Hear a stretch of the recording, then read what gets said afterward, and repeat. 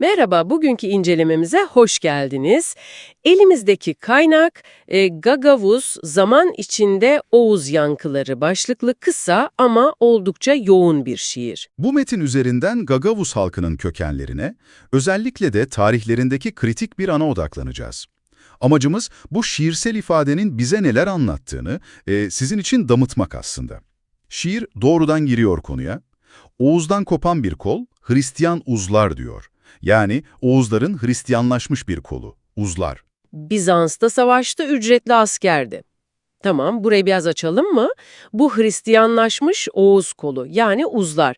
Kimlerdi ve Bizans için savaşmaları ne ifade ediyor? Sadece bir profesyonel askerlik durumu mu bu? Bu aslında Ortaçağ Bizans İmparatorluğu'nun o askeri ve siyasi gerçeklerini çok iyi yansıtan bir detay.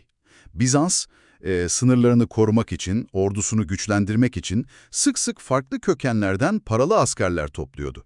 Özellikle kuzeydeki, doğudaki savaşçı halklardan. Uzların da Hristiyan olup Bizans hizmetine girmesi, işte o dönemin karmaşık etnik, dini, askeri ilişkiler ağının bir parçası. Yani bu sadece bir iş anlaşması demek, belki biraz eksik kalır. Gruplar arası etkileşimin, hatta belki kısmi bir asimilasyonun da göstergesi olabilir.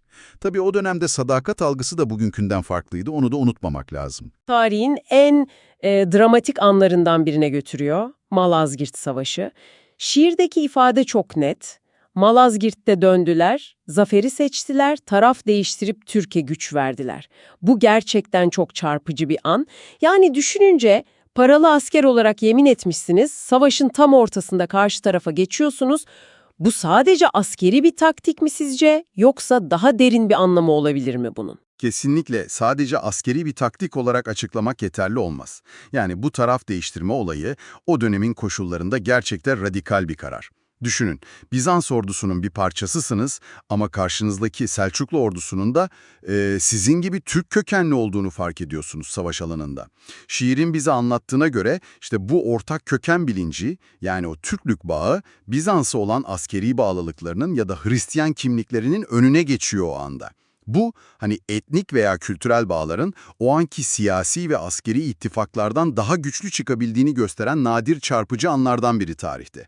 Savaşın sonucuna doğrudan ne kadar etki ettiler bu tartışılır belki ama moral ve psikolojik açıdan Selçuklu tarafına ciddi bir güç kattığı, Bizans tarafında ise bir sarsıntı yarattığı kesinlikle düşünülebilir. Evet, yani bu sadece bir strateji değişikliği değil, sanki bir aidiyet ağını, bir kimlik tercihi gibi duruyor. Peki şiir bu tarihi olayı nasıl günümüze bağlıyor? Şimdi Gagavuz derler bu soylu halka diyor. Yani şiire göre Malazgirt'te o kritik kararı veren Hristiyan uzlar, bugünkü Gagavuz halkının ataları olarak gösteriliyor.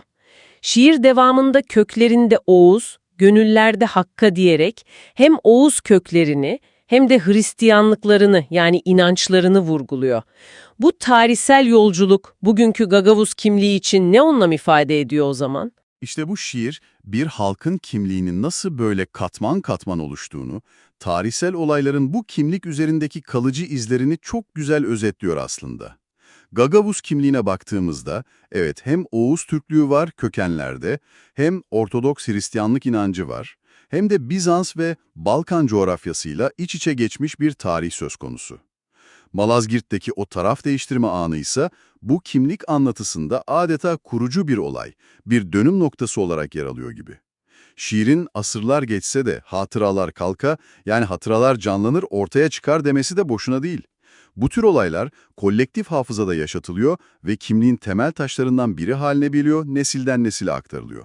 Yani kimlik dediğimiz şey sadece bugüne ait statik bir şey değil, geçmişin yankılarıyla sürekli yeniden şekillenen, yaşayan dinamik bir yapı aslında. Özetlersek o zaman, elimizdeki bu şiirsel kaynak bize Gagavuzların Oğuz kökenli Hristiyan uzlar olarak Bizans hizmetinden Malazgirt'teki o kritik taraf değiştirmelerine ve nihayetinde bugünkü kimliklerine uzanan yolculuklarını ana hatlarıyla sunuyor. Özellikle Oğuz bağlarını ve Malazgirt anının önemini vurgulayarak. Gerçekten çok katmanlı bir kimlik öyküsü. Kesinlikle öyle. Ve bu durum aslında akla şu ilginç soruyu getiriyor değil mi? Bir halkın kolektif hafızası, yani ortak anıları ve kimliği, şiir gibi, destan gibi kültürel anlatılar aracılığıyla yüzyıllar boyunca nasıl canlı tutuluyor, nasıl aktarılıyor ve belki de zaman içinde nasıl yeniden yorumlanıyor? Özellikle Malazgirt gibi bir grubun kaderini, aidiyetini bu kadar derinden etkileyen keskin tarihsel dönemeçler, sonraki nesillerin kendilerini anlamlandırmasında nasıl bir rol oynuyor acaba? İşte bu sizler için de üzerinde düşünmeye değer bir nokta belki.